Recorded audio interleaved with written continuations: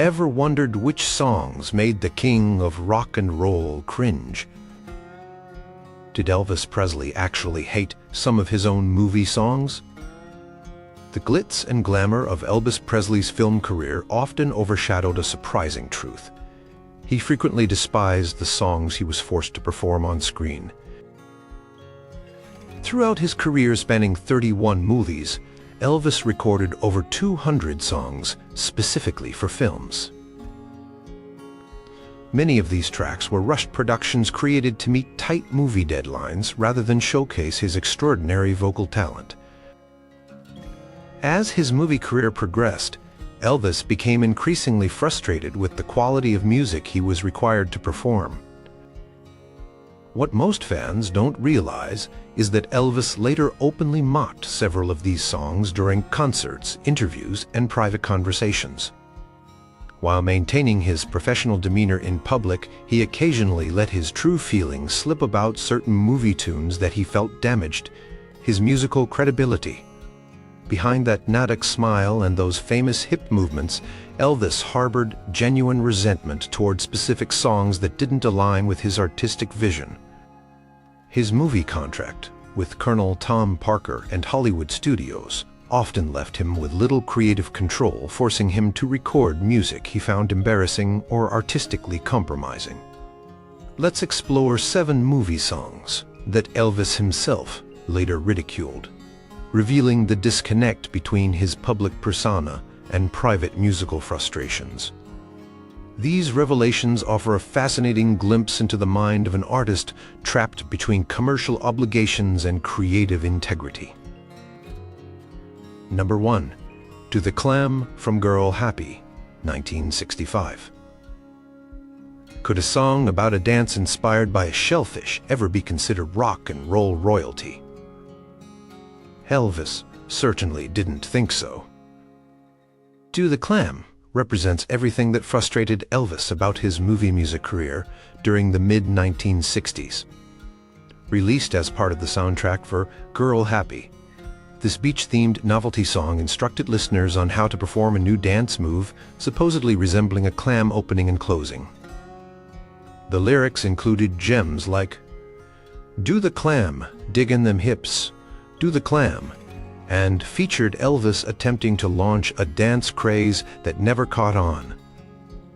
By 1968, during his famous comeback special, Elvis privately told producer Steve Binder that songs like "Do the Clam" made him feel like a singing windmill rather than a serious musician.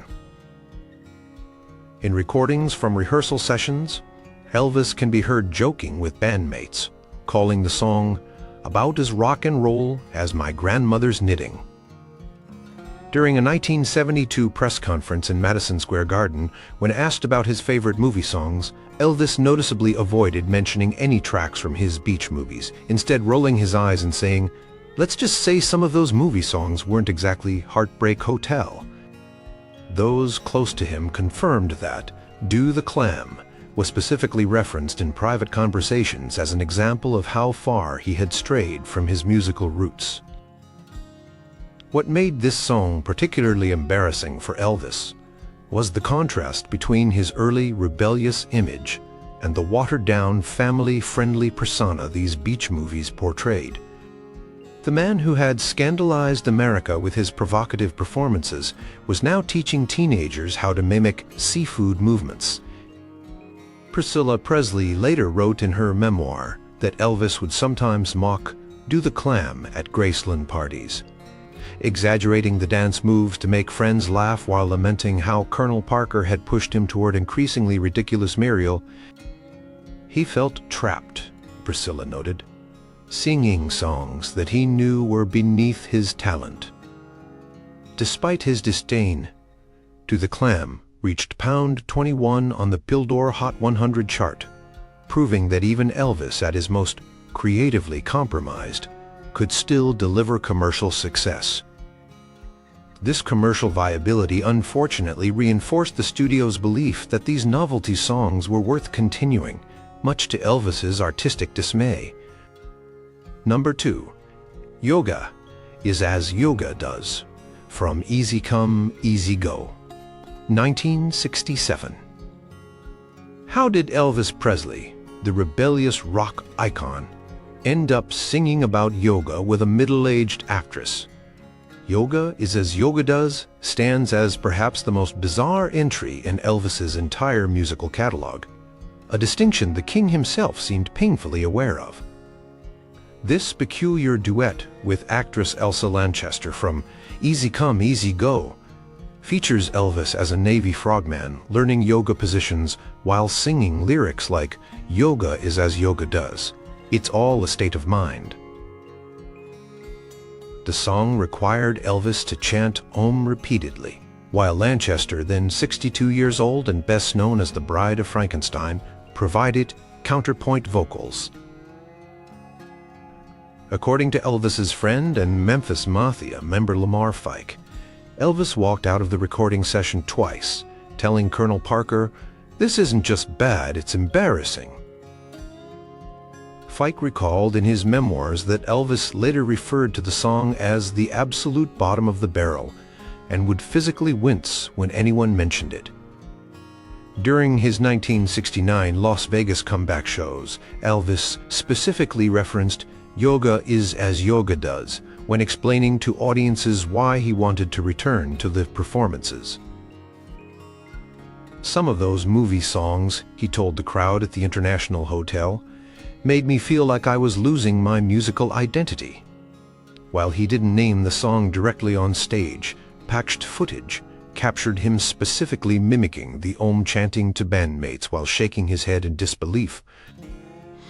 What made this song particularly frustrating for Elvis was that it came during a period when rock music was experiencing a creative renaissance.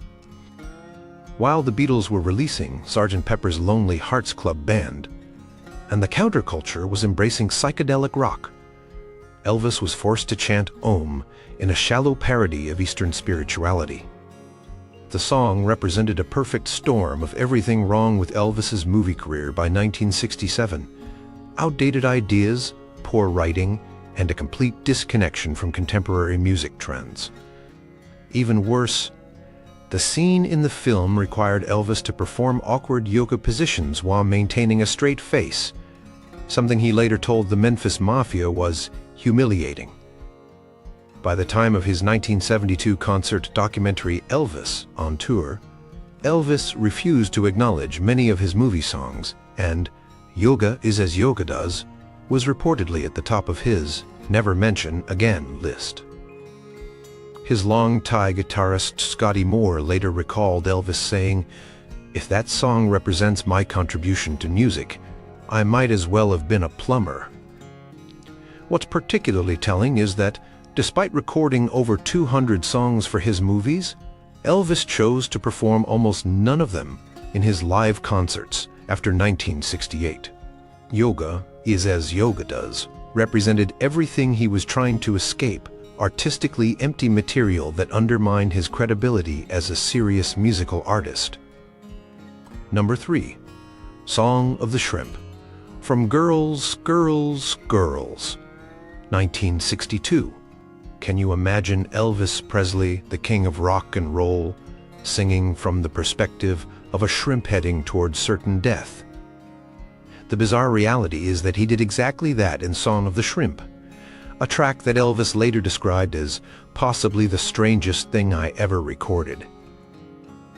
Featured in the 1962 film Girls, Girls, Girls, this peculiar sea shanty tells the tale of a small shrimp swimming in the ocean, unaware that it's about to be caught and eaten. With lyrics like "Swim, swim, swim," said the mama shrimp, "swim if you can," and one day he met with a net and he ain't a-swimming anymore. The song required Elvis to narrate this aquatic tragedy with uncharacteristic whimsy. According to Elvis's drummer, DJ Fontana, Elvis struggled to keep a straight face during the recording session. He kept looking at us like, "Are we really doing this?" Fontana recalled in a 1997 interview. After we finished, he said something like, "Well, that's one for the history books of bad ideas." By 1968, Elvis had become openly derisive of the song. During preparation for his famed comeback special, producer Steve Binder recalled Elvis specifically mentioning "Song of the Shrimp" as an example of how his movie soundtracks had damaged his musical reputation. "Elvis told me he wanted people to forget he ever sang about talking shellfish," Binder later wrote in his memoir. The absurdity of "Song of the Shrimp" became even more apparent when considered alongside contemporary music of 1962. While Bob Dylan was emerging with poignant protest songs and the Beach Boys were revolutionizing pop harmonies, Elvis was voicing the inner thoughts of crustaceans headed for the dinner plate. Elvis's friend and Memphis Mafia member Jerry Schilling later recounted how Elvis would occasionally perform an exaggerated version of "Song of the Shrimp" at parties, using it as an example of how far his career had strayed from his rock and roll roots. He'd sing it in this mocking voice. Schilling wrote, "Then say something like, 'From hound dog to this Colonel's, got me singing to seafood now.'" What frustrated Elvis most about this song was that it came during what should have been the prime of his musical career. At just 27 years old, instead of pushing musical boundaries, he was recording novelty tunes that felt more appropriate for children's programming than from the man who had scandalized America with his hip movements just a few years earlier. In a rare, unguarded moment during a 1972 press conference, when asked about his movie songs, Elvis reportedly said, "Some of those songs weren't exactly what I'd call my proudest musical moments," before specifically mentioning his frustration. This candid admission revealed his true feelings about the creative compromises his film career often demanded. The song's legacy as one of Elvis's most bizarre recordings was cemented when it was intentionally excluded from most of his greatest hits collections and retrospectives.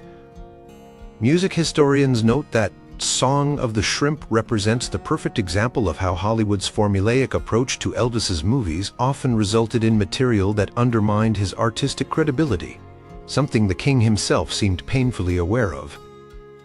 Number 4. There's No Room to Rumba in a Sports Car. From Fun in Acapulco. 1963. How did Elvis end up singing about the logistics of dancing in compact automobiles?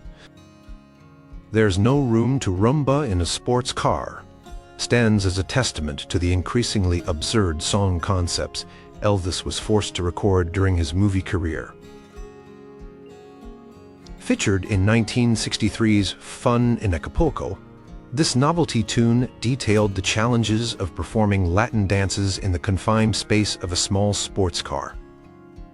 With lyrics like, "There's no room to Ramba in a sports car, you can't move forward and you can't move back," the song required Elvis to deliver these observations with complete sincerity. By the late 1960s, Elvis had developed a habit of referencing this song specifically when discussing the decline of his movie music quality. During recording sessions for his 1968 comeback special, sound engineers captured Elvis joking with the band about his film career, saying, "Remember when I had to sing about not being able to dance in a car? That's when I knew my career was in trouble." Red West Elvis's longtime friend and bodyguard later wrote that Elvis considered this song a perfect example of how disconnected Hollywood songwriters were from actual rock and roll.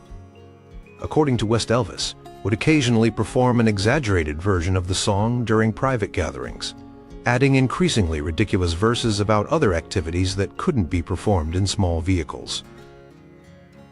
The recording session for "There's No Room to Rumba in a Sports Car" was reportedly tense, with Elvis questioning the song's premise multiple times.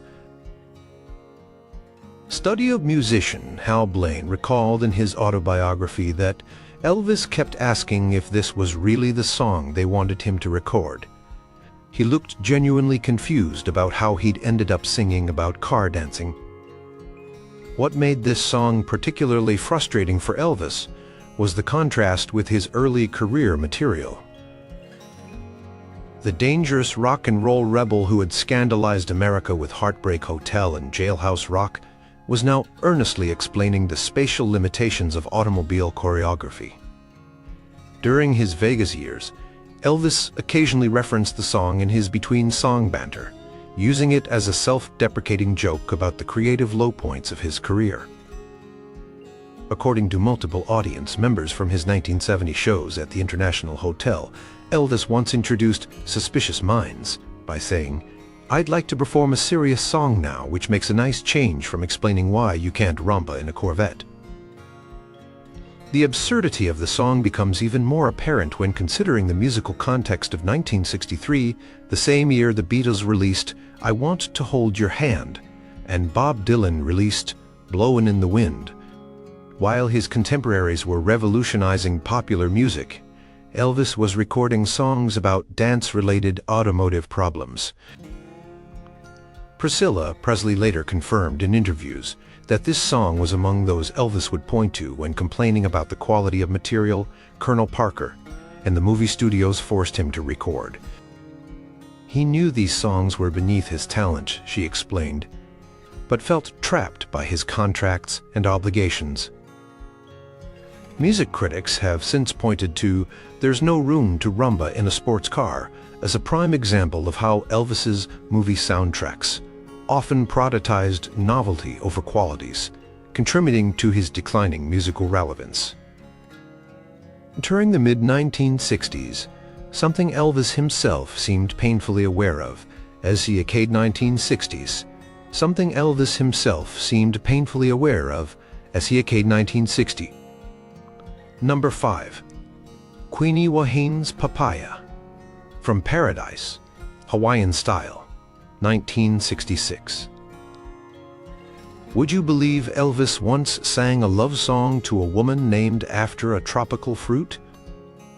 In Queenie Wahine's Papaya, Elvis delivered perhaps his most ridiculous food-themed romance song, something he later acknowledged as a creative low point.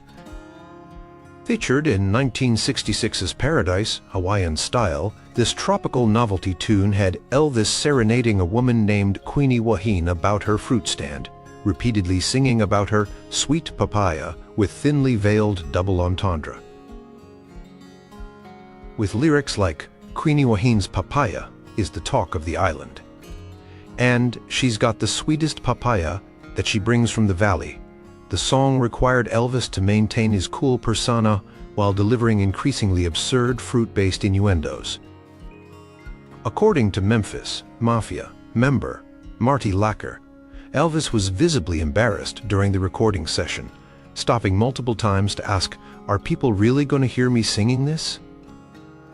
Lacker recalled Elvis later referring to the song as fruit salad rock and roll, and using it as an example of how far his movie music had strayed from his artistic ambitions. By 1969, during his return to live performing in Las Vegas, Elvis would occasionally reference his movie songs with thinly veiled disdain. Concert recordings capture him introducing more substantial material by saying, "I'd like to sing something meaningful now instead of singing about papayas and clams."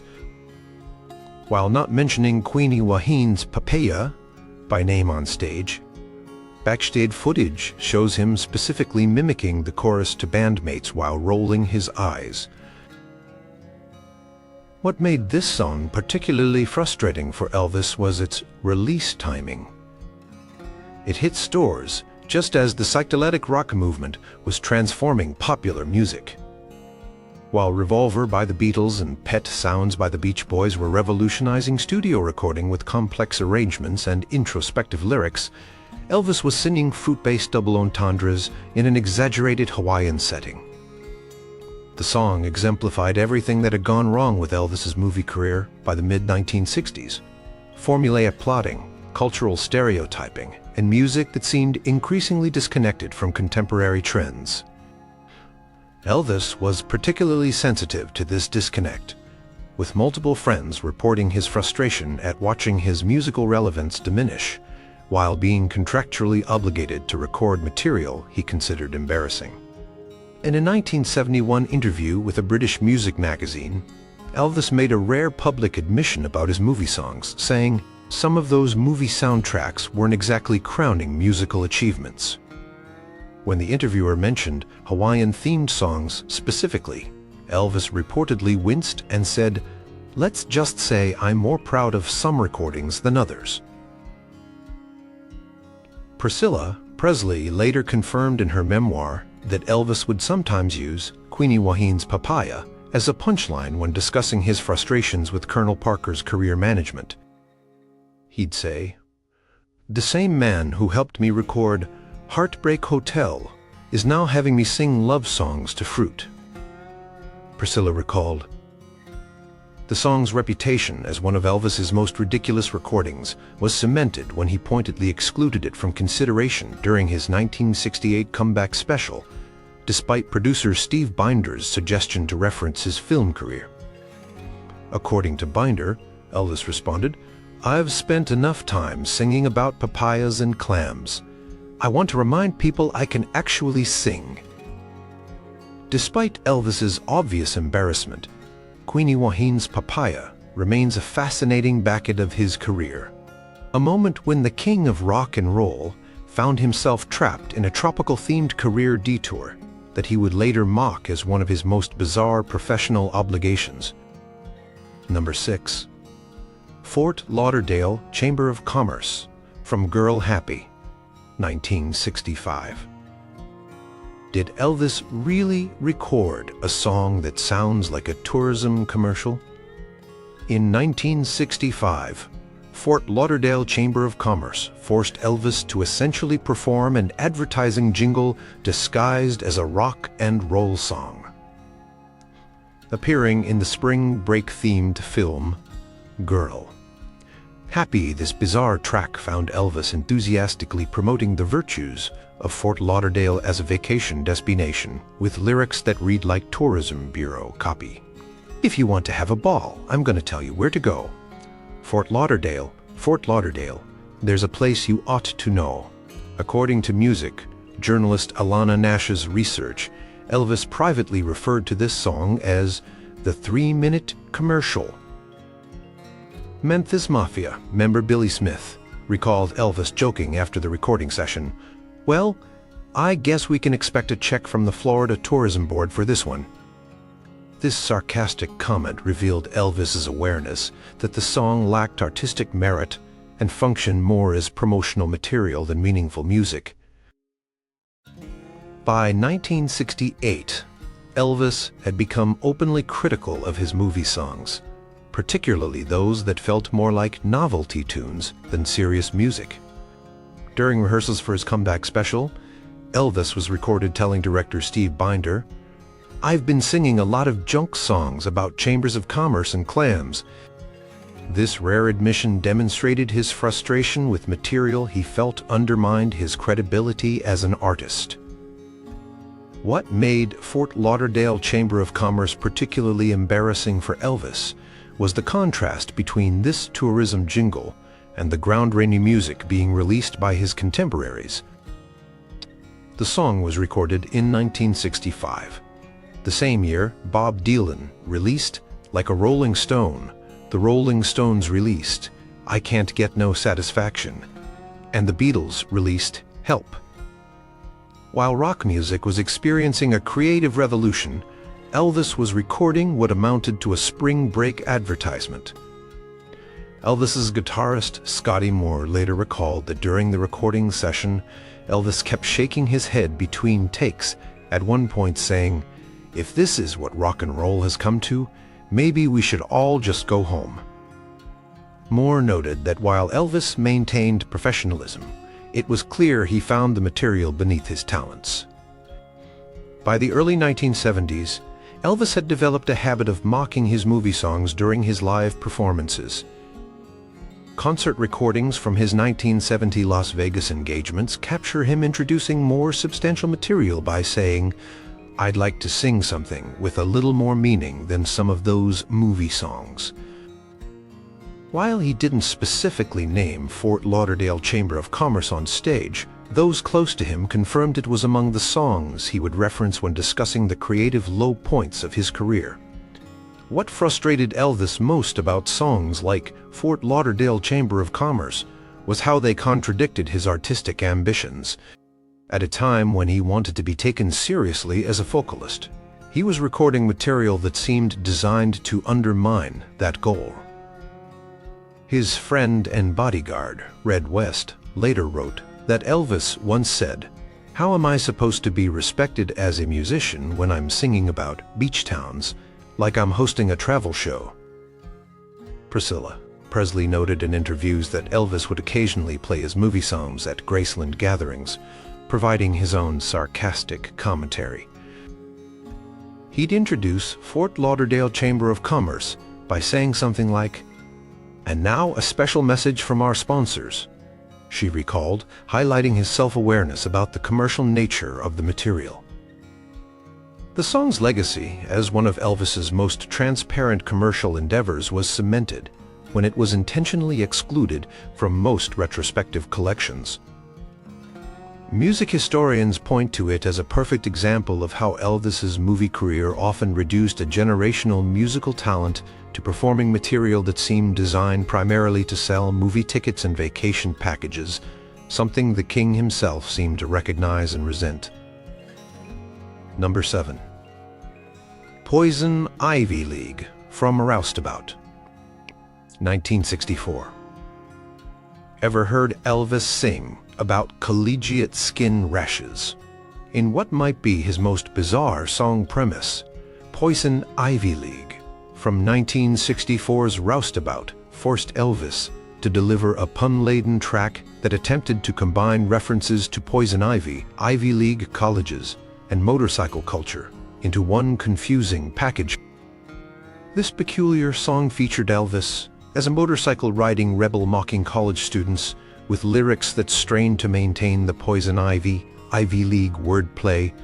Well, the Poison Ivy League, that's where they go, a bunch of ivy-covered sissies in a row.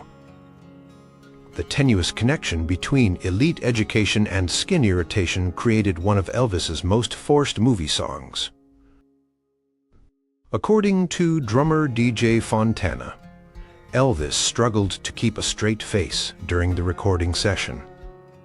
He kept looking over at us like, "What in the world are we doing?"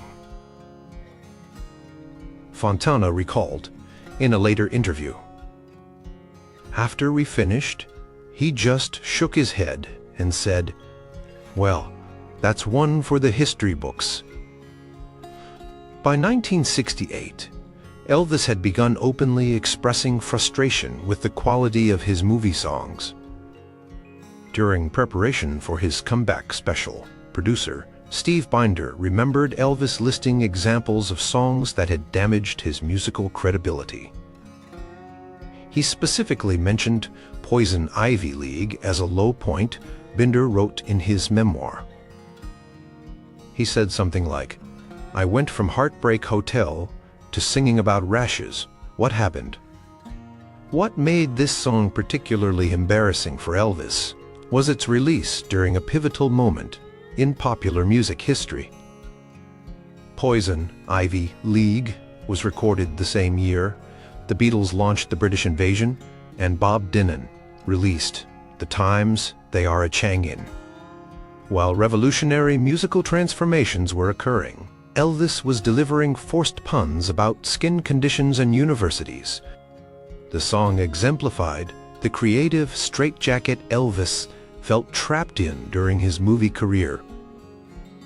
Rather than allowing him to evolve as an artist, these films repeatedly cast him in formulaic roles with increasingly absurd musical numbers. Poison Ivy League stood out as a particularly transparent attempt to create conflict between Elvis's rebellious character and the establishment represented by elite education through an awkward extended metaphor. In a rare, unguarded moment during a 1972 press conference, Elvis alluded to his frustrations with movie songs. When asked about his film career, he responded, "Some of those songs weren't exactly written by Leiber and Stoller," referencing the team behind his early hits. Though he didn't mention Poison Ivy League by name publicly, Those close to him confirmed it was frequently referenced in private, as an example of how far his movie music had strayed from meaningful artistic expression. Elvis's friend and Memphis Mafia member Lamar Fike later wrote that Elvis would occasionally perform an exaggerated version of Poison Ivy League at parties, deliberately overemphasizing the terrible puns to make friends laugh.